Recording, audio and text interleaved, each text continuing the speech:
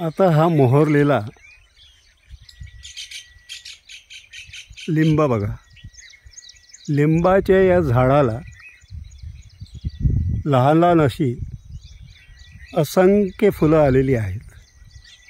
या दिवसात जर आपण शेतातून बांधाने किंवा ओढ्याच्या काठी जर फिरलो तर आपल्याला हा सुगंध जाणवतो. अगदी इतका की त्या सुगंधाने मन अतिशय प्रसन्न होतं. जसा रातराणीचा सुगंध असतो त्याप्रमाणेच पण थोडा सौम्य हा सुगंध असतो. आणि हा सुगंध लिंबाच्या मूळ गुणधर्माप्रमाणे कडू नसतो, कडवटपणा नंतर येतो.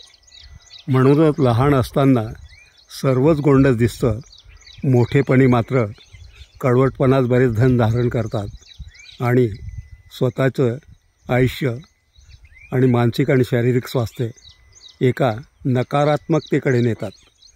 हे लहानपण जसं सर्व बाजूने एक आनंददायी आणि ऊर्जामय असतं तसंच या लिंबाचं देखील आहे. या लिंबाच्या झाडाखाली या दिवसात थांबावंसं वाटतं त्याचंही कारण तेच आहे.